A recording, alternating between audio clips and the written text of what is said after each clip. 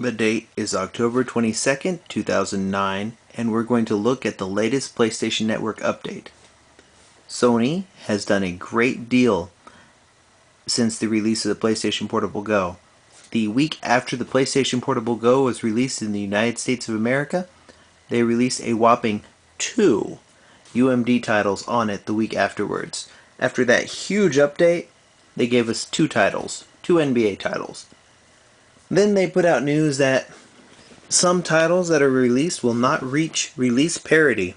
So there will still be some stuff that doesn't come out on doesn't come out on digital download, but does come out on UMD. So people who only purchase a PlayStation Portable Go will still miss out on games. It just seems to be a rights issue, which is why they're probably never going to get Lumens, which is a shame because Lumens is an excellent game. That may be what's holding Ridge Racer up, and games like DJ Max Fever. We're going to go ahead and revisit our stacks of UMDs, and let's see where they are currently.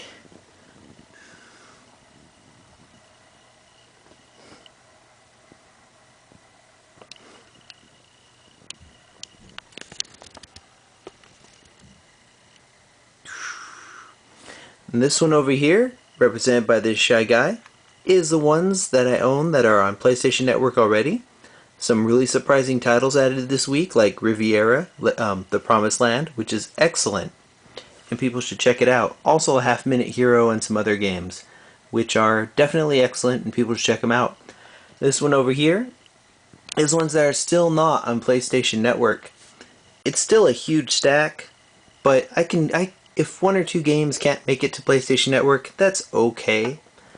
The problem is that there's still a whole bunch they need to do, like, DJ Max Fever, Lumens we might never get, which is a shame.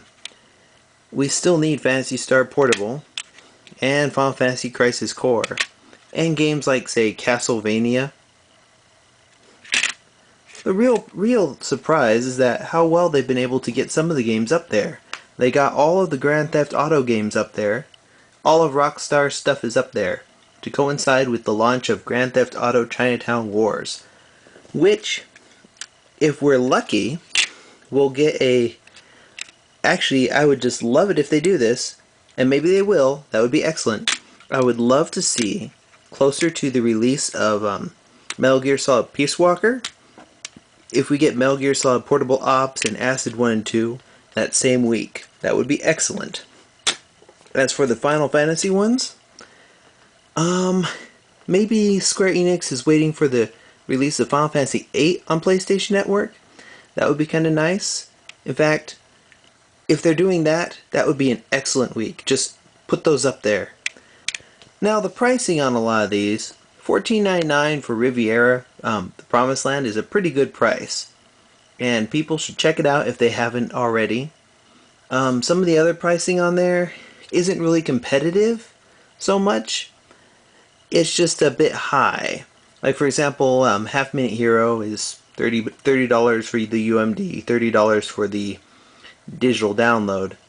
A few other things that are kind of interesting is that some titles that were previously only digital download, like Holy Invasion of Privacy Badman, What Did I Ever Do to Deserve This, actually have a chance of being released as UMDs, which should be an interesting thing. I think that the market can survive on both PlayStation Network downloads and UMDs. I can go ahead and say a few things about the PlayStation Portable Go. Once this stack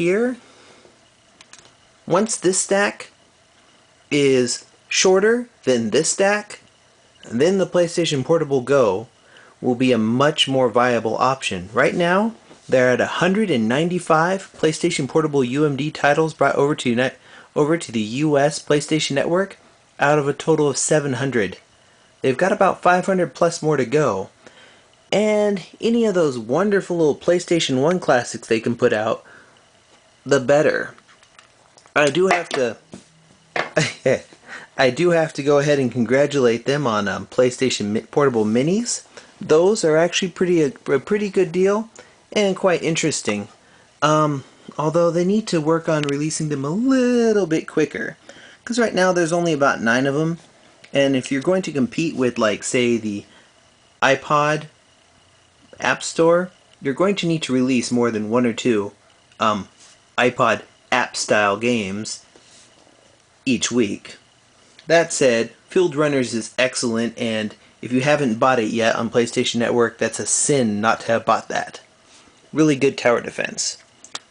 An interesting thing this week, actually, the people who made Pixel Junk Monsters, Q, said they're a little concerned about the PlayStation Portable because of piracy issues, and that Pixel Junk Monsters might be the last one they release on there.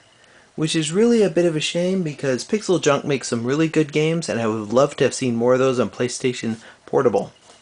One more thing, PlayStation Network and PlayStation Portable, there's not really demanding specs on a lot of PlayStation Network games. It's a shame we haven't gotten more of them ported over to the PSP. I mean, I'm talking about things like Flower or, say, Cave Story or Braid.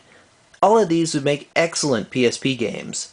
I mean, sure, you have to downgrade the graphics just a little, but it would, in the end, it would be worth it. That said, that's where the stack currently stands. I'll probably update again once this stack, if it ever does, gets higher than this stack, which I hope it does, because the more games there are on the PlayStation Network, the more choices people have, the better.